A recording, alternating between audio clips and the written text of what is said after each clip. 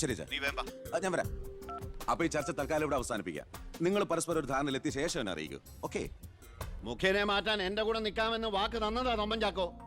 താൻ ആരോണം ഉന്നയിച്ചാൽ മതി, ഞാൻ പിന്തുണച്ചോളാമെന്ന് പറഞ്ഞിട്ട് എന്നിട്ടിപ്പം മീറ്റിംഗിൽ മുഖ്യന് വേണ്ടി വാദിച്ചിരിക്കുന്നു. അല്ലെങ്കിൽ അവരാച്ചൻ ഒഴിഞ്ഞു പോയനെ. നായി നടന്നോണ്ട് ഒരു കാര്യമില്ല, നായ്ക്ക് ഇരിക്കാനോട്ട് നേരമില്ല എന്ന് മുഖ്യം പറയുന്ന ഞാൻ ഉദ്ദേശിച്ചത്. മേനോ സാറ് മുഖ്യമന്ത്രിയാവുമെന്ന് ഞാൻ വെറുതെ സ്വപ്നം കണ്ടു. എല്ലാം കൈവിട്ട് പോയില്ലേ? ഇല്ല ജോസ്പേട്ട, കൈവിട്ടു പോയി എന്ന് കരുതിയ പലതും നമ്മൾ വെട്ടിപ്പിടിച്ചെടുത്തിട്ടുണ്ട്. ജോസ്പേട്ടന്റെ സ്വപ്നം ഫലിക്കും. അച്ഛൻ മുഖ്യമന്ത്രിയാകും. അത് മറ്റാരേക്കാളും കൂടുതൽ ആഗ്രഹിക്കുന്നവനാ ഞാൻ. കേട്ടോടാ ദിവാര, അണികൾ ഒരുപാട് പേര് പിന്നിലുണ്ടെങ്കിലും എന്റെ ശക്തി എന്ന് പറയുന്ന ഇവരാ എന്റെ മരുമക്കള്. ഈ IPS-ഉം ഈ IAS-ഉം എന്റെ വാക്കനുസരിച്ച് ഇവര് നിന്നിട്ടുള്ളൂ. ഇവരോട് അഭിപ്രായം ചോദിച്ചിട്ടേ ഞാൻ പ്രവർത്തിച്ചിട്ടുള്ളൂ. അല്ലച്ചാ, ഈ CM രാജിവെക്കാൻ തയ്യാറായില്ലെങ്കിൽ അച്ഛന്റെ ഗ്രൂപ്പിന് പാർട്ടി വിട്ടു പോകുന്നു. ഈ പാർട്ടി വളർത്തുക എന്നൊക്കെ പറഞ്ഞാലുണ്ടല്ലോ, കൂടെ നിൽക്കുന്ന ഒറ്റ ഒരുത്തനെ വിശ്വസിക്കാൻ കൊള്ളില്ല. വളരെ ശരിയാണ്. ഈ നിൽക്കുന്ന ദിവാരൻ സാറ് ഒരു മന്ത്രിസ്ഥാനം കളഞ്ഞിട്ട് വരില്ല. വരുമോ? അല്ല, അത് പിന്നെ അറിയാടോ, മുന്നീന്നും പിന്നീന്നും കുത്ത് പ്രതീക്ഷിച്ചിട്ട് തന്നെ കൂടെ കൊണ്ടു നടക്കുന്നു. ഞാൻ ഒഴിച്ച്. അച്ഛാ, ഒന്നിങ്ങോട്ട്. പാർട്ടി വിടുക എന്നൊക്കെ പറഞ്ഞാൽ മണ്ടത്തരവാ. CM രാജിവെച്ചൊഴിയേണ്ട ഒരു സാഹചര്യം ഇവിടെ ഉണ്ടാക്കിയാൽ നിങ്ങൾ എന്തുണ്ടാക്കാനും ശരി മുഖ്യമന്ത്രി രാജിവെക്കണം. എനിക്കതേ പറയാനുള്ളൂ. നീ എന്താ ഉദ്ദേശിക്കുന്നത്? സ്വാശ്രയ കോളേജുകൾക്കെതിരെ വിദ്യാർത്ഥികളുടെ സമരം നടക്കുകയാണല്ലോ. അതെ. മുൻപന്തിയിൽ നിൽക്കുന്നത് മുഖ്യനെ പിന്തുണയ്ക്കുന്ന KSA. അത് വിദ്യാഭ്യാസ മന്ത്രിയായ അച്ഛനെതിരെയുള്ള മുഖ്യന്റെ കളിയാണ്. ആ സമരം വഷളാക്കണം. അതെന്നെയല്ലടാ ബാധിക്കുക. ഞാനൊന്ന് പറഞ്ഞോട്ടെ. സമരം ചെയ്യുന്ന വിദ്യാർത്ഥികളെ പോലീസുകാരെ കൊണ്ട് നമ്മൾ തല്ലിച്ചതയ്ക്കുന്നു. ആഭ്യന്തരം കൈയടക്കി വെച്ചിരിക്കുന്ന മുഖ്യനെതിരെ വിദ്യാർത്ഥികൾ തിരിയും. കേരളമാകെ ആളിപ്പടരുന്ന വിദ്യാർത്ഥി സമരത്തിന് മുന്നിൽ മുഖ്യൻ മുട്ടിമടക്കും. സാറിന്റെ ബുദ്ധി കൊള്ളാം, പക്ഷെ മുഖ്യൻ പറയുന്നതല്ലേ പോലീസ്. പിന്നെ ഞാൻ പറഞ്ഞാ കേൾക്കുന്ന പോലീസുകാരും ഉണ്ട് ജോസഫേട്ട. ASP അർഷൻ എനിക്ക് വളരെ വേണ്ടപ്പെട്ട ആളാ. ഞാൻ അച്ഛനോട് പറഞ്ഞിട്ടില്ല നമ്മുടെ മീനൂട്ടിക്ക് വേണ്ടി. Hello sir, how are you sir? Yes, കാര്യം മനസ്സിലായി. പക്ഷേ എന്ത് പ്രകോപനം ഉണ്ടായാലും പോലീസ് സംയമനം പാലിക്കണമെന്നാ CM-ന്റെ ഓർഡർ. എടോ, പോലീസിന് നൊന്താ നിങ്ങൾ കൈയും കെട്ടി നോക്കി നിൽക്കുവോ? അത് പിന്നെ പ്രത്യേകിച്ച് പറയണോ? എങ്കിൽ പോലീസിന് നോവും. പിന്നെന്താ ചെയ്യേണ്ടെന്ന് അറിയാമല്ലോ. ഇതാണ് കുശാഗ്ര ബുദ്ധി.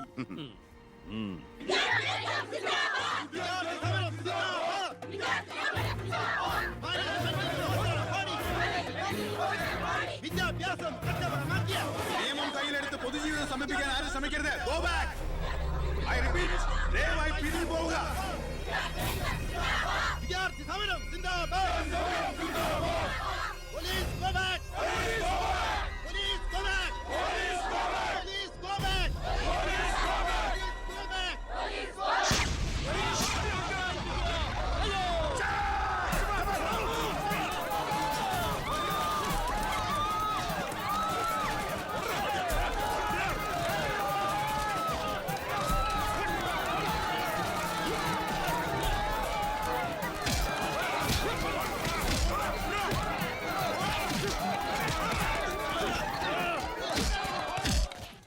ഹലോ പവിത്ര, എന്തോ പോലീസ് പിള്ളേരെ തല്ലിച്ചതക്കിയത് എന്റെ മകളാ. പവിത്ര, നിന്റെ താന്ത്രം ശരിക്കും ഏറ്റ് കേട്ടോ. അവിടെ പോലീസും പിള്ളേരും തമ്മിൽ പൊരിഞ്ഞ യുദ്ധം. ഇതോടെ മുഖ്യന്റെ പ്രതിച്ഛായ മാറിക്കിട്ടും. അച്ഛൻ നോക്കിക്കോ, ഇനി വിദ്യാർത്ഥികൾ ഇറങ്ങിയിരിക്കില്ല.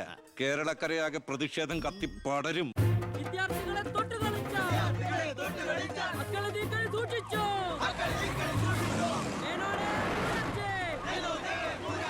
തന്നെ ഞങ്ങൾ എടുത്തോളാം. വിദ്യാർത്ഥികളെ തൊട്ടുകളിച്ചോ, മക്കളെ നീക്കൾ സൂക്ഷിച്ചോ, വിദ്യാർത്ഥികളെ തെരുവിലിറക്കി, കളിക്കാൻ നോക്കണ്ട.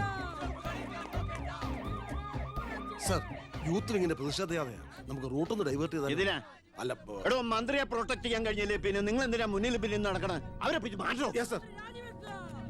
ഗ്രൂപ്പ് തർക്കം പരിഹരിക്കാൻ കേന്ദ്ര നിരീക്ഷകൻ എത്തിയ ദിവസം കൊള്ളാം. എല്ലാം നേരിട്ടുണ്ട്, മനസ്സിലാക്കട്ടെ. പ്ലീസ് നിർത്തൂ പ്ലീസ്. ദയവേത് നിങ്ങൾ പിരിഞ്ഞു പോകണം, അല്ലെങ്കിൽ മന്ത്രിയെ പോകാൻ അനുവദിക്കും. രാജിവെച്ചു പുറത്തു പോകും. വണ്ടി ഇടറോ. വണ്ടി ഇവിടെ വരട്ടെ. ആ കടന്നു വരുന്ന ആളത്ര ശരിയല്ല.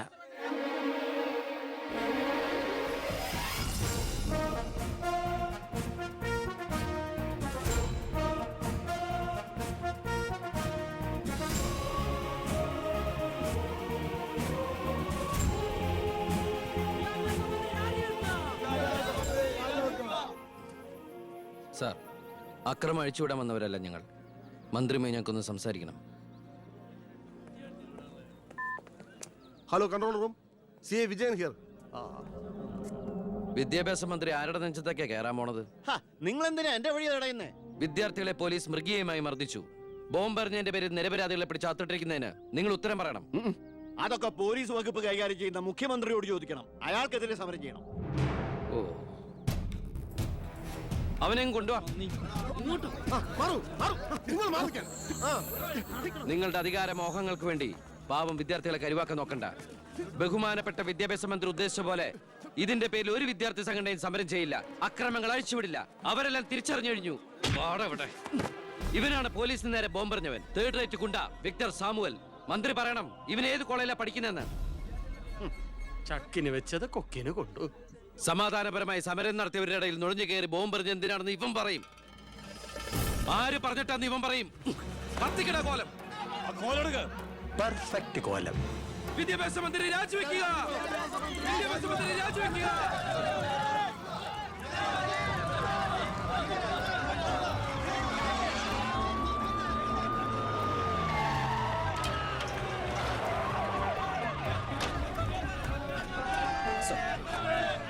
എത്ര നേരം ഈ നടുറോട്ടിൽ കിടക്കുന്നത്? അടിച്ചു മാറ്റം എല്ലാത്തിനും.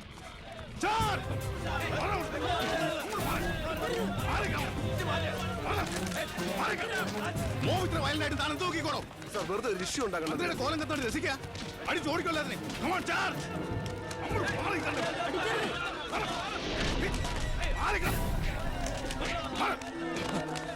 നമുക്ക് നിൽക്കാതെ ഓടി രക്ഷപ്പെടാൻ നോക്കൂ.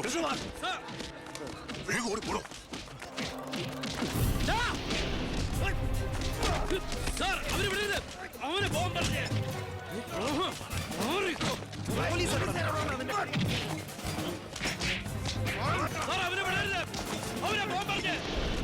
ആ പയ്യൻ കൊള്ളാവല്ലോ. അവനെ നാളെ നമ്മുടെ ഇടയിൽ കണ്ടേക്കാം. നല്ല ഉശിര് അല്ലേ? അത് പിന്നെ കാണാതിരിക്കോ? താൻ അറിയോ അയാളെ? അറിയും. ഞങ്ങൾ തമ്മിലൊരു ചെറിയ ബന്ധമുണ്ട്. എന്തു ബന്ധം? എന്റെ ഒരേ ഒരു മോന. ആറ്റുനോറ്റുണ്ടായ ഒരേ ഒരു ഉണ്ണി. അവന്റെ ചോറ് ഇവിടെയും കൂറ് അവിടെയുമാണ്. അവൻ നിൽക്കുന്നത് മുഖ്യന്റെ ചേരിയില്ല, താമസിക്കുന്ന മേനോൻ സാറിന്റെ വീട്ടിലും. ഇവരുടെ വീടാണ് ഒരു വീട്, കുടുംബം ഒരു കോവിൽ.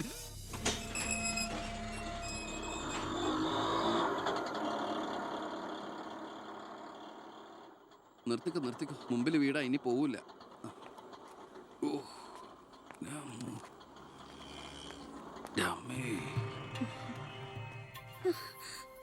അയ്യോ, ഇതെന്ത് പറ്റിയടാ?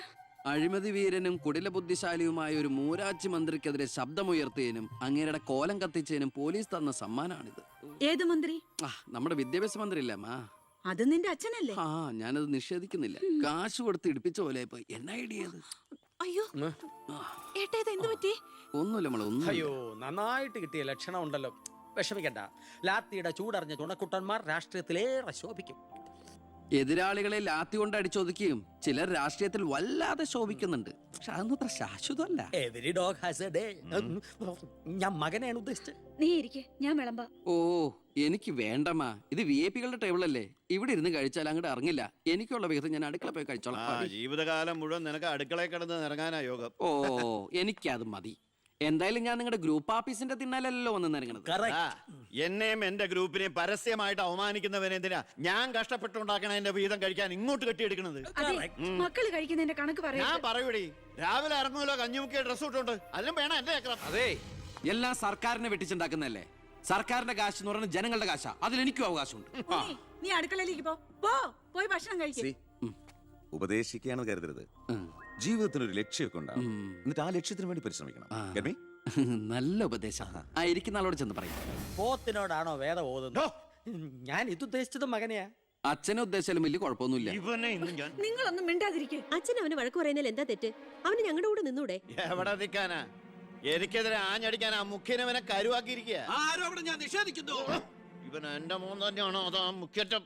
ആ ചോദ്യം ലക്ഷ്മി തീറ്റ കഴിഞ്ഞ് ഇറങ്ങി പോടുന്ന.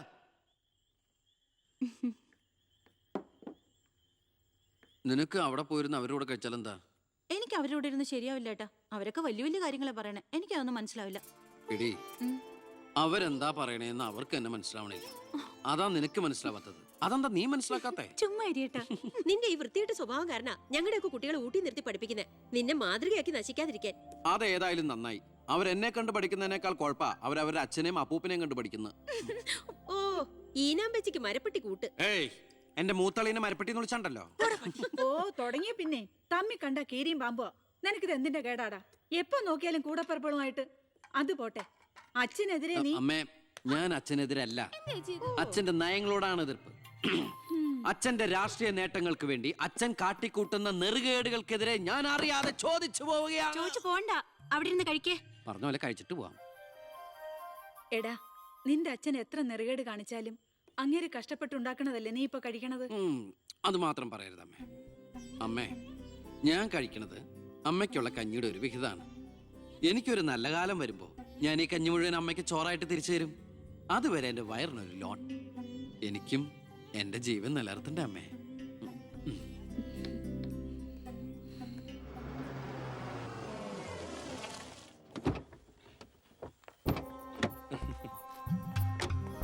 പ്ലീസ്. ഇത് അനിൽ മുഖർജി, നമ്മുടെ പെപ്കോ കോള കമ്പനിയുടെ സിഇഒ.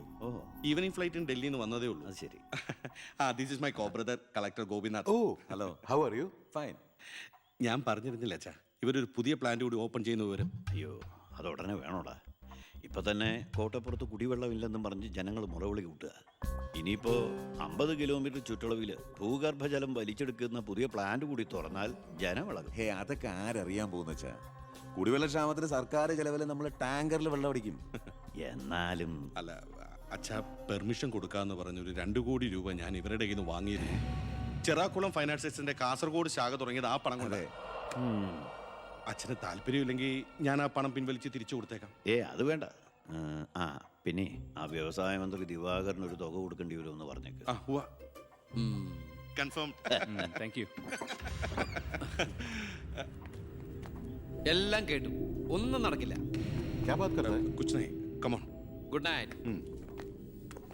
അല്ല അതെ, നാളെ ഒരു വഴിതടയൽ സമരമുണ്ട് KK റോഡില്. ബഹുമാനപ്പെട്ട മന്ത്രി അച്ഛൻ അതുവഴിയൊന്നും വന്നേക്കരുത്.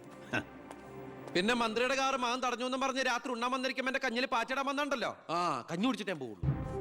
കേന്ദ്ര സർക്കാരിനെ എതിർക്കാൻ വേണ്ടി മാത്രം പെട്രോൾ വില വർധനയ്ക്കെതിരെ സമരം ചെയ്യുന്ന മറ്റ് സംഘടനകളും ഒന്ന് ഓർക്കണം. അവരുടെ സർക്കാർ ഭരിച്ചിരുന്നപ്പോഴും ഇവിടെ അടിക്കടി വില വർദ്ധിപ്പിച്ചിട്ടുണ്ടെന്ന് എന്ന് കരുതി കേന്ദ്ര സർക്കാരിനെ ന്യായീകരിക്കുകയല്ല ഞാൻ. നമുക്കെല്ലാവർക്കും അറിയാം, പെട്രോളിന് വില കൂടുമ്പോൾ ഇവിടെ ഉപ്പ് തൊട്ട് കർപ്പൂരം വരെയുള്ള സാധനങ്ങൾക്ക് അമിതമായ വില കൂടുമെന്ന്. ഓട്ടോ ചാർജ് വർധന, ബസ് ചാർജ് വർധന, ഇതൊന്നും ഇവിടുത്തെ സാധാരണ ജനങ്ങൾക്ക് താങ്ങാൻ കഴിയില്ല. എന്നും സാധാരണക്കാർക്ക് വേണ്ടി നിലകൊള്ളുന്നവരാണ് നമ്മൾ. ഭരണകക്ഷിയായാലും നമ്മൾ ഇത് ഇപ്പോഴൊന്നും തീരുന്ന ലക്ഷണമില്ല. ഇപ്പൊ തന്നെ ലേറ്റാ. ഇന്ന് പരീക്ഷാ ദിവസമായിട്ട് ടീച്ചറെ ഒന്ന് പറഞ്ഞു നോക്കിയാലോ? ഞാൻ പറയാം. 947 നമ്മുടെ മഹാത്മജി നമുക്ക് വാങ്ങി തന്ന സ്വാതന്ത്ര്യം നീണ്ട സമരങ്ങളിലൂടെയാണ്. നിങ്ങൾ വാഹനങ്ങൾ കടത്തിവിടണം. ഇതൊരു പബ്ലിക് റോഡല്ലേ? ഇതൊരു പബ്ലിക് മാറ്ററാ. പബ്ലിക്കും കൂടി സഹകരിക്കേണ്ട വിഷയം. പബ്ലിക്കിനെ ബുദ്ധിമുട്ടിച്ചിട്ടാവരുത് വഴിയോര പ്രസംഗം. ഇങ്ങനെ റോഡിൽ വെച്ചിട്ടാണോ പബ്ലിക് മീറ്റിംഗ് നടത്തുക? പബ്ലിക്കിന് വേണ്ടിയിട്ടാണ് മാഡം പബ്ലിക്കായ കാര്യങ്ങൾ പബ്ലിക്കായി പറയുന്നത്. ഇത് പബ്ലിക്കിന്റെ മുന്നിൽ വെച്ച് പബ്ലിസിറ്റിക്ക് വേണ്ടി ഉണ്ടാക്കുന്ന പബ്ലിക് ന്യൂസൻസ് ആണെന്ന് പബ്ലിക്കിന് മൊത്തം അറിയാം. ഏതാ ഈ പബ്ലിക്? ചുമ്മാ ഒരു കാര്യമില്ലാതെ ഒരു ഉടക്ക്. ഒരു കാര്യമില്ലാണ്ട് ഉടക്കാൻ പെങ്ങളെന്താ പ്രതിപക്ഷ നേതാവിന്റെ മോളാണോ? എന്താ പെങ്ങളുടെ പ്രശ്നം? നിങ്ങൾക്ക് ഇതുപോലെ ഓഡിറ്റോറിയത്തിൽ വെച്ച് നടത്തിയാൽ എന്താ? എഴുതി വെച്ചിരിക്കണ കണ്ടില്ലേ? വഴിതടയൽ സമരം ഒന്ന്. വഴിതടയൽ സമരം എങ്ങനെ ഓഡിറ്റോറിയത്തിൽ വെച്ച് നടത്തണത്? എന്റെ കുട്ടികൾക്ക് ഇത് പരീക്ഷയാണ്. എന്നിട്ട് കുട്ടികളെ ബസ്സില്. ഓ എന്റെ ഈശ്വര, ഒരു വണ്ടി നിറയെ കുട്ടികളോ? അല്ല അപ്പൊ കുട്ടികളുടെ അച്ഛൻ എന്താ പണി? ഇതൊക്കെ തന്നെയായിരിക്കും. അല്ലാതെന്താ? ചുമ്മാരിടാ.